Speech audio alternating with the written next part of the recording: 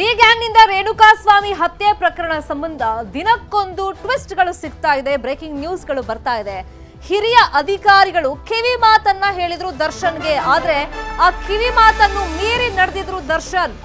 ಜೈಲಿಗೆ ಹೋಗೋಕ್ಕೂ ಮುಂಚೆ ಹಿರಿಯ ಅಧಿಕಾರಿಗಳೇ ಖುದ್ದಾಗಿ ದರ್ಶನ್ಗೆ ಕಿವಿ ಮಾತನ್ನ ಹೇಳಿದ್ರು. ಸೆಲೆಬ್ರಿಟಿ ಆಗಿರೋ ಕಾರಣಕ್ಕೆ ಒಂದು ದೊಡ್ಡ ಕೇಸಲ್ಲಿ, ಕೊಲೆ ಕೇಸಲ್ಲಿ ದರ್ಶನ್ ಸಿಕ್ಕಾಕೊಂಡ್ ಬಿದ್ದಿರೋದ್ರಿಂದ ಮೀಡಿಯಾ ಕಣ್ಣು ಆಫ್ಕೋರ್ಸ್ ದರ್ಶನ್ ಮೇಲಿದೆ, ಈ ಕೊಲೆ ಕೇಸ್ ಮೇಲಿದೆ, ಪೊಲೀಸ್ ಅಧಿಕಾರಿಗಳ ತನಿಖೆ ಯಾವ ತರ ಮಾಡ್ತಿದ್ದಾರೆ ಅದ್ರ ಮೇಲಿದೆ. ಹಾಗಾಗಿ ಹಿರಿಯ ಅಧಿಕಾರಿಗಳೇ ಖುದ್ದಾಗಿ ದರ್ಶನ್ಗೆ ಜೈಲಿಗೆ ಹೋಗೋದಕ್ಕೂ ಮುಂಚಿತವಾಗಿ ಜೈಲಿನ ವಾತಾವರಣ ಹೆಂಗಿರುತ್ತೆ, ಯಾರು ಸಹವಾಸ ಮಾಡಬೇಕು ಮಾಡಬಾರ್ದು ಈ ಬಗ್ಗೆ ಕಿವಿ ಮಾತನ್ನ ಹೇಳಿನೇ ಕಳಿಸಿದ್ರು.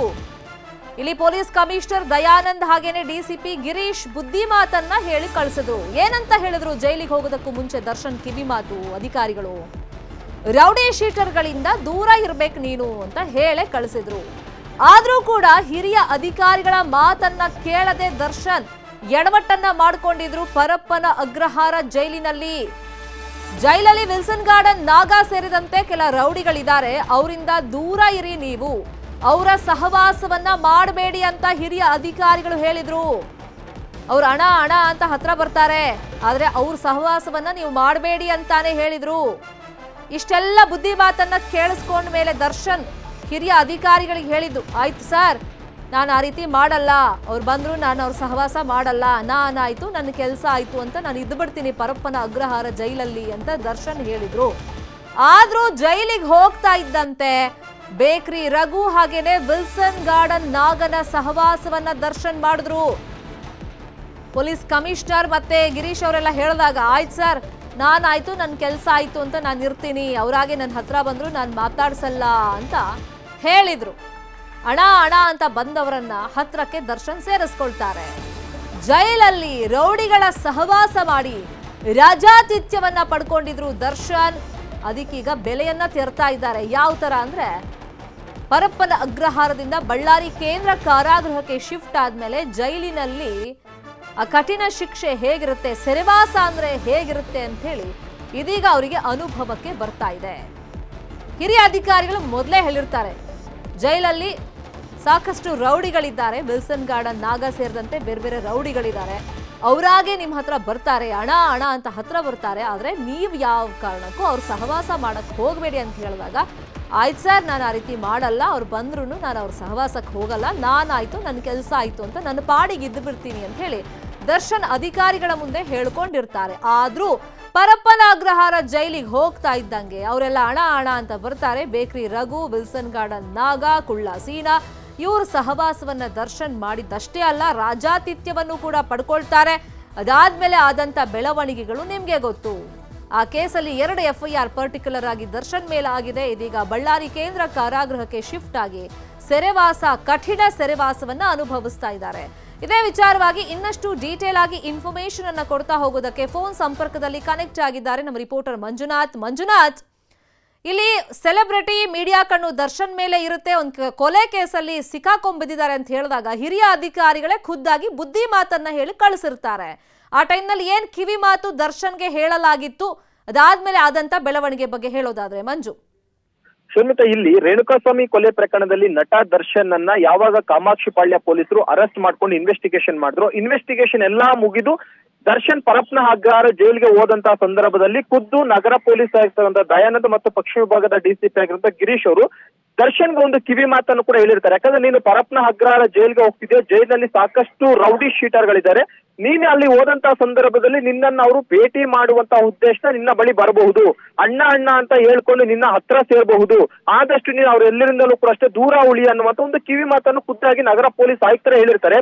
ಆದ್ರೆ ಈ ಒಂದು ಸಂದರ್ಭದಲ್ಲಿ ದರ್ಶನ್ ಪೊಲೀಸರ ಮುಂದೆ, ಹೌದು ನಾನು ಯಾರು ಸಹವಾಸಕ್ಕೂ ಕೂಡ ಹೋಗಲ್ಲ, ನನ್ನ ಪಾಡಾಯ್ತು, ನಾನಾಯ್ತು, ನಾನು ಜೈಲಿನಲ್ಲಿ ನಾನು ಒಬ್ಬನೇ ಇರ್ತೀನಿ, ಯಾರನ್ನೂ ಮಾತು ಕೂಡ ಆಡ್ಸೋದಿಲ್ಲ ಅಂತ ಹೇಳ್ಬಿಟ್ಟು ಅವತ್ತು ಪೊಲೀಸರಿಗೆ ಹೇಳಿ ಹೋದಂತಹ ನಟ ದರ್ಶನ್ ನೇರವಾಗಿ ಪರಪ್ಪನ ಅಗ್ರಹಾರದಲ್ಲಿ ಅದೇ ಒಂದು ರೌಡಿ ಶೀಟರ್ಗಳನ್ನ ಭೇಟಿ ಆಗ್ತಾರೆ.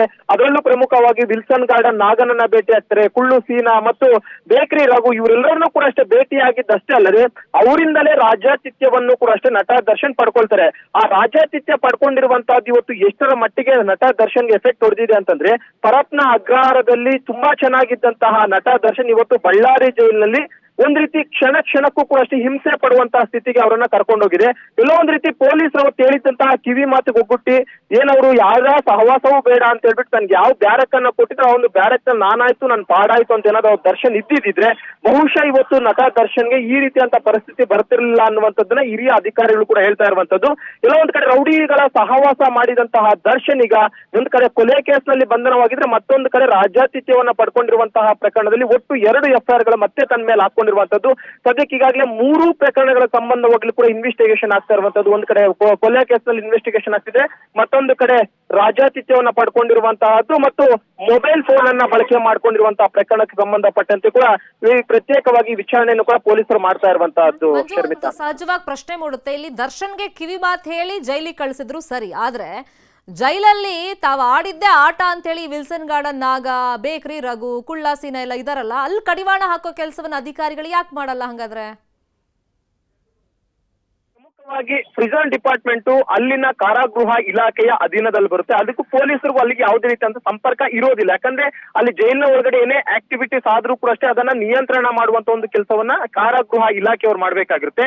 ಇಲ್ಲಿ ಕಾರಾಗೃಹ ಇಲಾಖೆಯ ಅಧಿಕಾರಿಗಳು ಅಂದ್ರೆ ಹಿರಿಯ ಅಧಿಕಾರಿಗಳು ಇದ್ರ ಮೇಲೆ ತುಂಬಾ ಎಚ್ಚರಿಕೆ ವಹಿಸಬೇಕಾಗುತ್ತೆ. ಅವಾಗ ಜೈಲ್ಗೆ ಹೋಗಿ ವಿಸಿಟ್ ಅನ್ನ ಮಾಡ್ತಿರ್ಬೇಕಾಗುತ್ತೆ. ವಾರಕ್ಕೆ ಕನಿಷ್ಠ ಪಕ್ಷ 2 ಬಾರಿ ಆದ್ರೂ ಕೂಡ ಹಿರಿಯ ಅಧಿಕಾರಿಗಳು ಜೈಲ್ಗೆ ಹೋಗಿ ವಿಸಿಟ್ ಮಾಡ್ತಿ ಅಲ್ಲಿ ಯಾವ ರೀತಿ ಪರಿಸ್ಥಿತಿ ಇದೆ, ಮೊಬೈಲ್ ಫೋನ್ಗಳೆಲ್ಲ ಸಿಗ್ತಿದೆಯಾ ಇಲ್ವಾ ಅನ್ನುವಂಥದ್ದನ್ನ ವೆರಿಫೈ ಮಾಡ್ಬೇಕಾಗುತ್ತೆ. ಆದ್ರೆ ಹಿರಿಯ ಅಧಿಕಾರಿಗಳು ಯಾವುದೇ ಜೈಲ್ಗೆ ಭೇಟಿಯನ್ನ ಕೊಡೋದಿಲ್ಲ, ಅಲ್ಲಿನ ಪರಿಸ್ಥಿತಿ ಆಗಿದೆ ಅಂತ ತಿಳ್ಕೊಳ್ಳೋದಿಲ್ಲ ಅನ್ನಂತ ಸಂದರ್ಭದಲ್ಲಿ ಮಾತ್ರ ಈ ರೀತಿಯಾದಂತಹ ಒಂದಷ್ಟು ಬೆಳವಣಿಗೆಗಳಾಗುತ್ತೆ. ಯಾಕಂದ್ರೆ ಅಲ್ಲಿರುವಂತಹ ಒಂದಷ್ಟು ಜನ ಅಧಿಕಾರಿಗಳು ಮತ್ತು ಸಿಬ್ಬಂದಿಯವರ ಹಣದ ಆಸೆಗೋಸ್ಕರನೋ ಅಥವಾ ಇನ್ನೇನಾದ್ರೂ ಒಂದ್ ರೀತಿಯಂತಹ ಆಸೆಗೋಸ್ಕರನೋ ಮೊಬೈಲ್ ಫೋನ್ಗಳನ್ನ ಸರಬರಾಜು ಮಾಡುವಂತದ್ದು ಇದೆಲ್ಲವೂ ಕೂಡ ಆಗ್ತಾ ಇದೆ. ಯಾಕಂದ್ರೆ 2 ದಿನಗಳ ಹಿಂದೆ ಆಗ್ನೇಯ ವಿಭಾಗದ ಪೊಲೀಸರು ಕೂಡ ಅಷ್ಟೇ ಅದೇ ಪರಪ್ಪನ ಅಗ್ರಹಾರ ಜೈಲಿನ ಮೇಲೆ ರೈಡ್ ಮಾಡ್ತಾರೆ. ರೈಡ್ ಮಾಡಿದಂತ ಸಂದರ್ಭದಲ್ಲಿ 15 ಮೊಬೈಲ್ ಫೋನ್ಗಳು ಸಿಗುತ್ತೆ. ಅದೇ ವಿಲ್ಸನ್ ಗಾರ್ಡನ್ ನಾಗ ಕೂಡ ಬಳಕೆ ಮಾಡ್ತಿದ್ದಂತ ಮೊಬೈಲ್ ಫೋನ್ ಸಿಗುತ್ತೆ, ಚಾರ್ಜರ್ ಸಿಗುತ್ತೆ ಅಂತಂದ್ರೆ ಅಂದ್ರೆ ಎಲ್ಲೋ ಒಂದ್ ರೀತಿ ಅಲ್ಲಿರುವಂತಹ ಅಧಿಕಾರಿಗಳು ಇದರಲ್ಲಿ ಇನ್ವಾಲ್ವ್ಮೆಂಟ್ ಇರೋ ಅಂತ ಒಂದು ಕನ್ಫರ್ಮ್ ಆಗ್ತಿದೆ.